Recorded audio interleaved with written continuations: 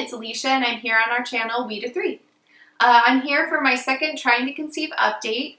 If you've seen my first Trying to Conceive update, and I'll link it down below if you haven't, you should go check it out. You'll know that last Friday I actually had a pelvic ultrasound to determine whether or not I have PCOS.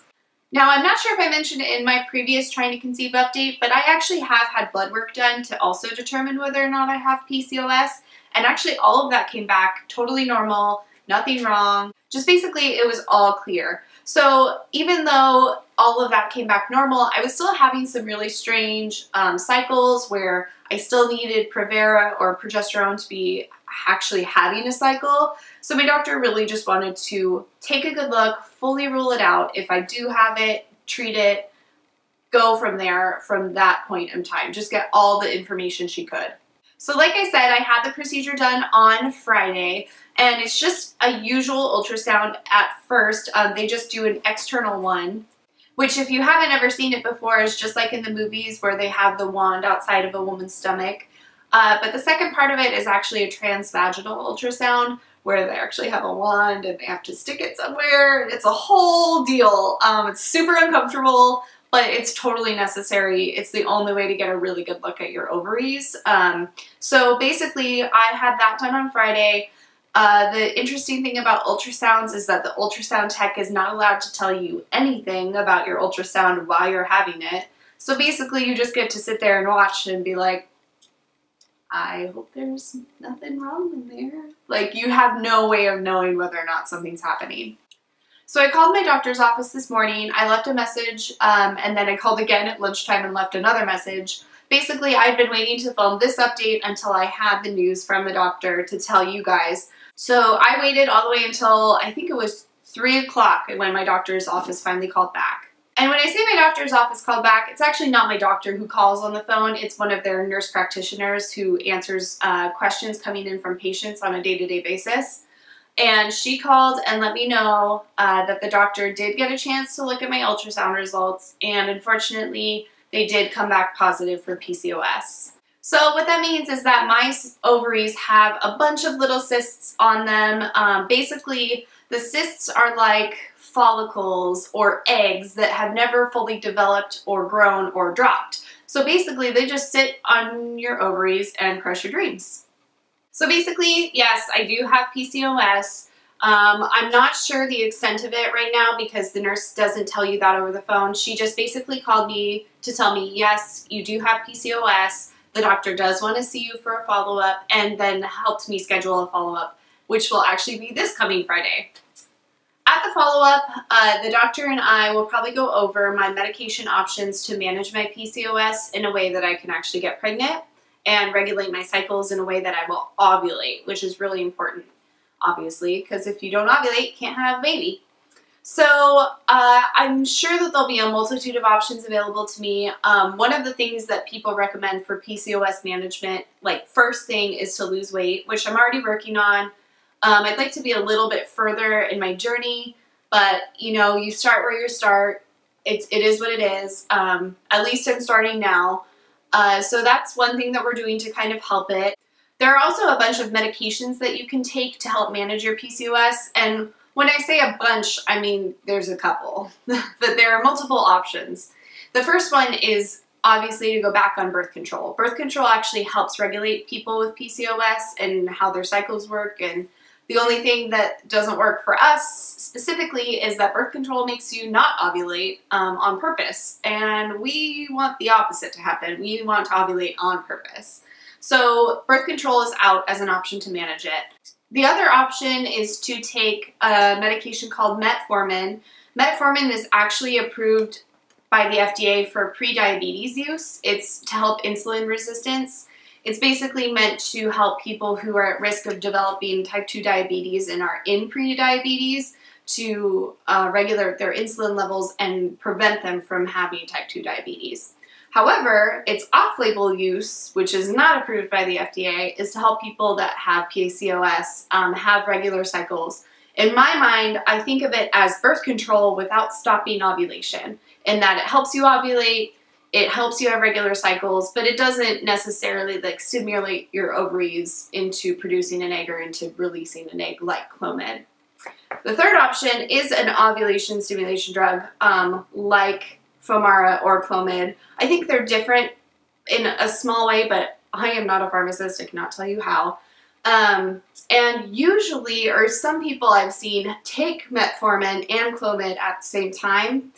I have no idea what my doctor will recommend. These are all just guesses that I have from people that I know who have had PCOS. Where Edwin and I are at currently is that we're kind of interested in taking both at the same time, the metformin and the Clomid together. I would like to do that just because I would like the metformin to regulate my body, and I really want the Clomid to like stimulate my body into actually producing and delivering eggs. The thing is that I'm not sure if that's a thing really, or if my doctor is going to be interested in that or will let me do that. So if she won't, we'll probably start with the metformin and give my body until about midsummer on metformin to see if that helps things. If by then I'm not pregnant or things have not leveled out, I'm all about the Clomid. Like, let's just throw it on. And that's kind of what our plan is for right now. I'm also actually looking into a lot of naturopath remedies. I've had a lot of people have a lot of success with going gluten-free to improve their PCOS and the PCOS symptoms they have. What I've read about that is that it's more about being so low carb when you go off gluten, because your only option is to have things that are gluten-free. And almost everything that is carbohydrate based has gluten in it. So you can't have carbohydrates, you can't have gluten, same difference. Either one of those help. The second natural option I've seen for managing PCOS or improving it is actually acupuncture. I've been interested in having acupuncture done for a long time. I have really poor posture. I have like weird tension spots in my body, and I am not one to splurge on massage, but there are a lot of places in Portland, which is where we live, that you can get really great acupuncture for not that much money. There's actually one just right down the street from us that it's a pay-as-you-go, like sliding scale, like pay what you can afford place to get acupuncture done. So that's one thing that I'm interested in exploring as an option. I've heard also a lot about people who have had success with that. And the third option is actually something I've already been doing, which is looking into supplements and ways that you can keep getting enough vitamins and nutrients in your body to really kind of level out the PCOS and try to like improve your body. The thing is that I'm not sure how much supplements help. I'm not sure that they hinder anything, so it's kind of worth it to me to just say, hey, why not? So if you couldn't tell, my brain is just kind of swirling around with all of these ideas about PCOS and my preconceived notions of it. Basically, I have no idea. I will not know pretty much anything until I really talk to my doctor. I don't know the extent of my PCOS, if it's really bad or if it's actually just borderline. I don't know if there is such thing as borderline. I have no idea. And I really just don't know what our plans are until I talk to her on Friday. So basically, I mean, I am open to all sorts of advice from people who have had PCOS, things that they've done, things that their doctors have recommended.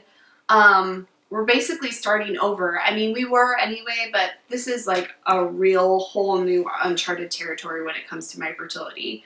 It's something that I pretty much anticipated. I mean, there's not a lot of other things that could cause the problems I've been having with my cycles. The point is, I don't really know what I'm doing. We'll find out on Friday. Until then, I am taking in all the information I can get. This does kind of complicate our journey, but honestly, I know so many people that have PCOS and have had babies and have had healthy babies and have not had a problem conceiving after they get the help that they need.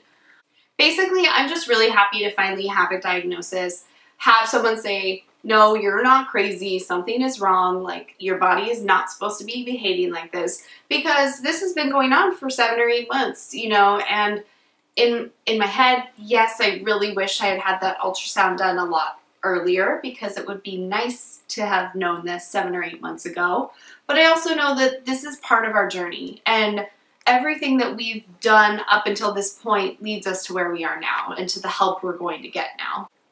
The other thing that I feel about this ultrasound is that it really puts to rest in my mind a conflict that I've been having internally about having infertility struggle and my faith. I'm actually a Christian and so is my husband, and sometimes it's really hard to be in a place where you're in a happy medium of letting God rule your life and take you on the path that He wants you to follow, and being in a place where you need medical intervention. It gets to a point where you wonder, am I doing too much? Am I obsessing too much? Like, is this what God would want for me, to be putting so much emphasis on this, or would He want me to be trusting in Him? And for me, the ultrasound was, yes, you are not crazy. You are not putting too much emphasis on it. There really is something wrong with you, and it does need medical attention. And the reason that a medical professional is here is to help you get past that and to help you have children. It was a moment where it was like, this is where we've been led to. It wasn't me fighting against my own internal feelings about, am I not trusting God enough with my path? Am I taking too much into my own control? It was basically like, there's a reason we got all the way to this point, and it's so that someone can help me have a baby. It's not me fighting against like what my plan is. It's me being in partnership with what the plan is supposed to be. And that made me feel a lot better. It's something that I really have a conflict about on a day-to-day basis with trying to conceive, because it can become something you're so obsessed with, like that you put more emphasis on it than any relationship. It does not have to be with God. It can be with your family and your husband or your friends. It can become all-consuming. So it's really important for me that that ultrasound helped me find clarity of, am I being obsessive? No. There is something wrong. I have to fix it. We're only going to that point. It's not becoming what our entire life is about. But this is a place where I can really talk about it and vent about it and leave it here and to not take it with me when I go away from the camera.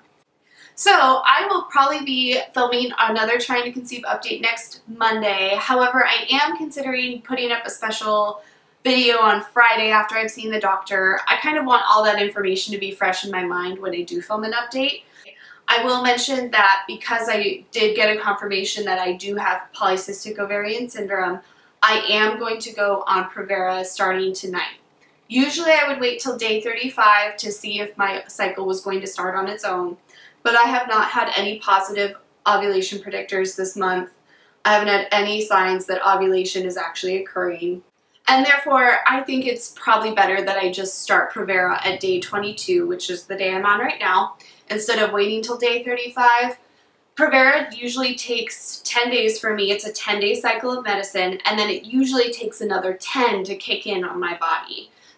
That way, we can start all our medication options as soon as we can after the doctor and I have talked about it. And that would be really exciting, because that would mean we only have to wait another 20 days and then we can have a medicated cycle.